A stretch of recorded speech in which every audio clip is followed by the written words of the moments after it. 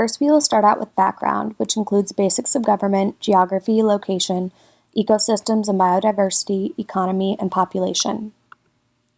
For basics of government, South Africa has been under major governmental distress for over half a century. Around 1910, the Union of South Africa was established, consisting mostly of white people. With this change came many segregational laws, and as to no surprise, the black majority rebelled. In 1948, the country was completely overtaken with strict segregational law controlled by an all-white governing system called the apartheid. This persisted for the remainder of the century until around 1980, when Reformation movements began to take way. Apartheid laws and regulations were openly challenged and eventually removed. In 1994, efforts from South African people, along with other allies such as the United States, were strong enough to shift South Africa to a democracy. This new democracy consisted of an executive branch, parliament, and judicial authority. South Africa was finally free from turmoil and living under the reign of their newly elected president, Nelson Mandela. Today, the South Africa is still a democracy with the same governmental divisions, yet under the rule of Cyril Ramaphosa. For location, the country sits on the very southern edge of Africa and is surrounded by ocean on three sides. Biodiversity. Biodiversity richness is one of South Africa's important natural assets, as it provides goods and services which are vital for human well-being. Economy. While the history of South Africa's economy has been rooted in the primary sector, which includes mining for mineral sources and agriculture, since the 1990s, economic growth has been a result of wholesale, manufacturing and retail trade, tourism, and communication. Population. The country's population size is about 57 million, with a density of about 700 people per square mile and life expectancy of approximately 63 years. South Africa is the largest emitter of greenhouse gases on the African continent.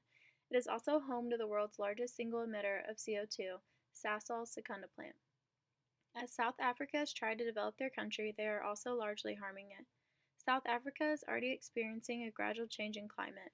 A rise in temperature of 1 to 2 degrees Celsius is expected in coastal regions and 3 to 4 degrees Celsius in interior regions by 2050. South Africa's climate is already semi-arid and subject to droughts and floods.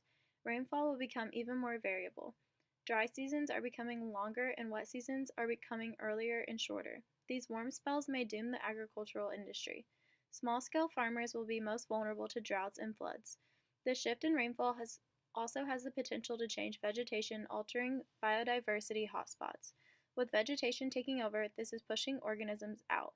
This means that species will be displaced and be forced to survive elsewhere. Warming temperatures and drought could also bring about wildfires. The majority of South Africa's population is poor and impoverished. This is who will take the largest hit. In impoverished areas, homes are not built with proper infrastructure. These people would be very vulnerable to extreme weather events brought by climate change.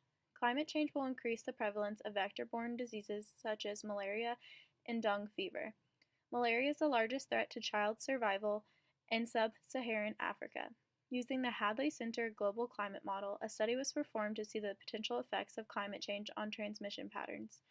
Their projected scenarios revealed a 5 to 7% increase in malaria distribution by 2100. These large increases will generally be seen in areas of already large transmission rates. Other waterborne diseases such as cholera and dysentery are likely to increase as well. With AIDS and HIV being one of the major causes of death, this increase will greatly affect this population as well, making them extremely at risk.